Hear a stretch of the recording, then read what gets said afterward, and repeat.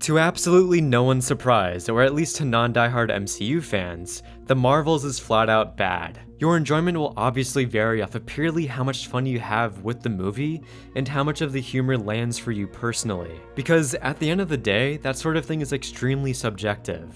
But for this review, I'm going to primarily be analyzing the quality of the character work, plots, and overall writing and why I think it's a failure. Because to me, those are the most important aspects that make me fundamentally care about a film. Some jokes in a happy tone with a fast pace won't make me automatically love a movie, and I can see why people can enjoy this significantly more than something like Secret Invasion. So the biggest and most flawed aspect to me was the character work. Out of the collection of characters within the movie between Carol Danvers, Monica Rambeau, Kamala Khan, Nick Fury, and the villain, there was only one character that actually felt well executed, which was Kamala Khan. Iman Vellani breathes so much energy and charisma into Kamala that she's always an extremely endearing and lovable character. Her bubbly and fangirly persona gives the character so much life to the point that the contrast between Monica and Carol feels massive. Although that kind of dynamic between these characters is pretty likable because of the sheer difference in energy and personality. However, I think this also exposes how much of a charisma sink both Carol and Monica are as characters or even actors.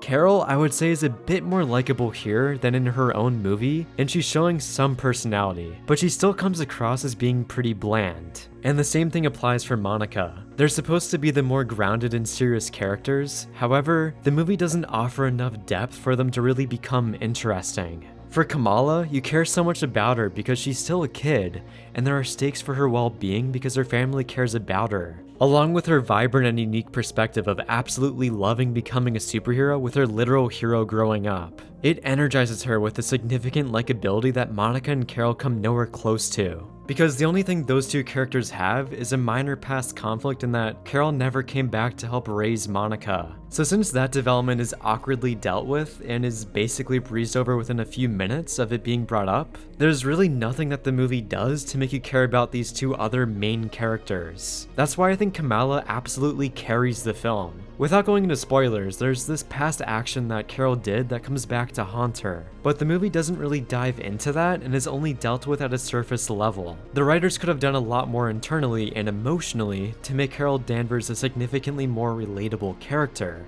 Like, she may be this unstoppable godlike figure, but these major choices she's making have consequences and she has to personally deal with the heavy guilt associated with that. However, the movie essentially briefly brushes over this and doesn't do much with that to make Carol a more interesting character. So to me, one of the three leads was enjoyable, while the other two came across as being bland and mostly dull. From here it gets significantly worse because the handling of Nick Fury and the villain were truly horrendous. Nick Fury is literally delegated as a comedic relief character, as 95% of his screen time is just making quips and jokes. This is obviously very jarring, especially coming off a Secret Invasion, in which Nick Fury is supposed to have his groove back, and I assume be at least kind of serious, but nope, that's not the case at all. Every single moment he's used to rattle off jokes, and to be honest, some of them landed because I love Samuel L. Jackson, but the entire time it was happening I couldn't help but think the writers were ruining the character. He's slowly being corrupted for short-term comedic value as this brutally serious character turns into a fluffy teddy bear. There's really not much else done with his character as he kind of just meanders around in a background subplot, which I'll get into in a minute.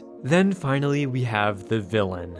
Now, Marvel is extremely inconsistent with their villain quality, where they could either make complete masterpieces like Loki or Thanos, or they can make atrocities. And the villain, who I don't even remember her name, which is honestly really sad, apparently her name is Dar-Ben, is sadly in the atrocity tier. It didn't even feel like the writers tried to make her a compelling villain. She's just a bland, comically bad person who has a motivation that is so devoid of logic that I don't think it really constitutes as a spoiler, so I'll go into it. For this segment, I'm going to talk about the villain's motivation, which is that Carol Danvers does an action that negatively impacts a planet, and now the sun is dying. I don't remember exactly why that is the case since it was explained pretty quickly, or if it even was at all, but the first major thing that wouldn't make sense about this is that if your sun is dying, then your planet's temperature would plummet, thus destroying the population, because the movie visually shows the sun as being almost extinguished, And if that was the case, I'm sure the planet would be uninhabitable, but it's not. People are living on it. And also without an atmosphere, I'm pretty sure, in the beginning of the movie. So to me at least, the entire motivation surrounding the villain is nonsensical because it doesn't make sense. So that paired with a villain that has barely any screen time is monotonous,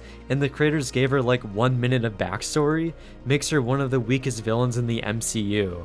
Every character besides Kamala feels deeply flawed, or doesn't have enough happening internally to make them intriguing. Which to me is by far the biggest failure in that by having an uninteresting main character and villain, it makes the story completely unengaging.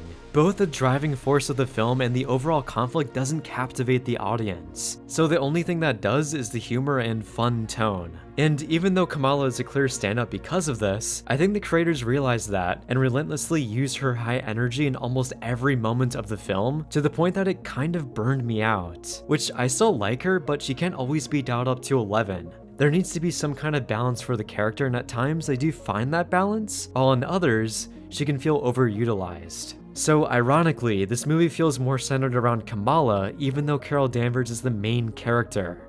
Moving away from the characters, let's address the main selling point of the movie, which is the quantum entanglement. Now, all the science fiction exposition is rattled off so quickly to the point that I don't expect they cared if the audience really understood it, which is fine to a degree because with a vague scientific statement that sounds half accurate, I can buy this as being real within the universe. However, what immediately drives me crazy is if said mechanic is extremely inconsistent in how it works. So, in essence, if one of these three characters use their power, they switch places with someone else. I assume it's random and there's not a link between certain characters. Now, the inconsistency arrives in the fact that, in almost every single scene, one of our characters uses their powers and doesn't trade places with another character. They'll simply be using it to fight someone casually as if there's no entanglement happening, which is an utter contradiction. At one point during a training montage, they establish that if they keep using their power in a sustained sense after teleporting, then they won't immediately do it again. It was explained very fast and I wish I could rewatch it, but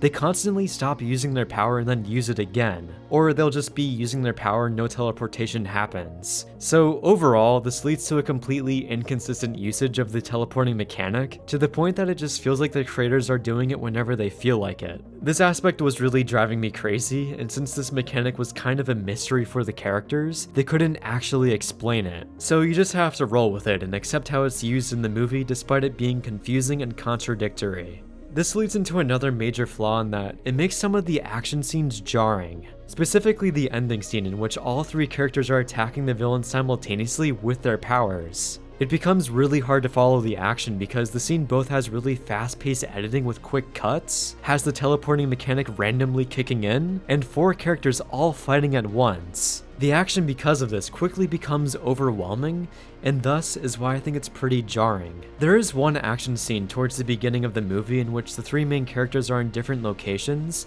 as they fight 3 separate battles. That was more digestible since each set piece had a single hero fighting at a single time, but again, the teleporting mechanic quickly became erratic in how it was used. So the big issue here is that this was one of the major selling points of the movie, and I think it was handled pretty poorly, even though I did partially enjoy that first action scene. Now, going into the plot of the movie, there are certain parts about it that I want to address. Firstly, this isn't really a spoiler, but there is a portion of this movie that is dedicated to the Skrulls, given that Secret Invasion sets up there being peace talks with the Kree. Now, the first thing that is immediately contradicting is that there are Skrull outposts on different planets. I thought the entire conundrum in Secret Invasion was that they couldn't find any habitable planet, which is stupid in of itself, and they had to go to Earth, which is inherently a contrivance to instill a false sense of conflict on Earth. However, here, through an utter contradiction, the Skrulls are living on other planets, albeit to a small degree, I guess. So this entire dynamic with the Skrulls is confusing because of this, along with us not knowing these specific Skrulls, so the politics between them and the Kree just led me to not care. I'd assume a character like Gaia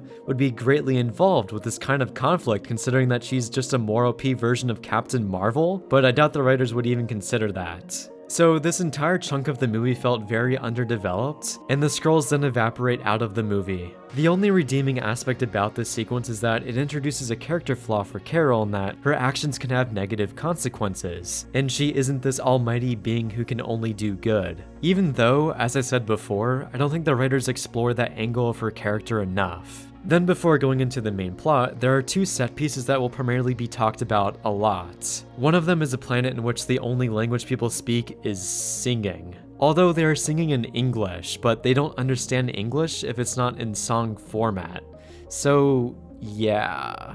To put simply, this feels like the writers were high and were trying to come up with a quirky gimmick for a planet, and it didn't land for me at all. Then for the second, it's tied directly to Nick Fury's subplot, which feels largely pointless, and I can't really talk about it in detail because it spoils the ending of it. But talking about it vaguely, it was so crazy and unhinged from a writing perspective that I just ironically found it funny. It's going to be polarizing because of how ridiculous the scene is, but I just lost it, especially at the music they used for the scene. So I hate to admit it, I kind of enjoyed that scene the most, even though it was batshit insane, and I kind of respect the writers for doing something that was that unhinged. It made me laugh, but at the expense of breaking reality. But yeah, the main plot for the movie is very stereotypical and plays it safe. The heroes essentially come together through the first half of the movie, and then they simply overcome the main conflict. At no point is there any clever writing or story/plot subversions, and it is mostly a by-the-numbers Marvel movie. Except it has a much faster pace, which is both a blessing and kind of a curse in that at least we got out of the movie faster, and they also couldn't take a lot of time to build characters. Like, Carol desperately needed some more character development, and I would have been fine if they slowed down more for that. There are definitely more minor aspects about the story that are poorly written, but I think I went through the biggest issues being the badly written characters, the quantum entanglement mechanic being confusing and inconsistent, and the plot being mediocre with a plethora of dumb writing beats. So I can see why Marvel fans can have a fun time with this movie, but anyone who's on the fence or isn't loving the MCU anymore clearly won't enjoy this movie. Unlike Guardians of the Galaxy 3, which was pretty much universally loved by everyone. I'll be trying to review Loki Season 2 as soon as possible, and I actually enjoy that show. I don't purely hate the MCU, and I wish it can be better. Thank you for watching, and let me know in the comments what you thought about the Marvels.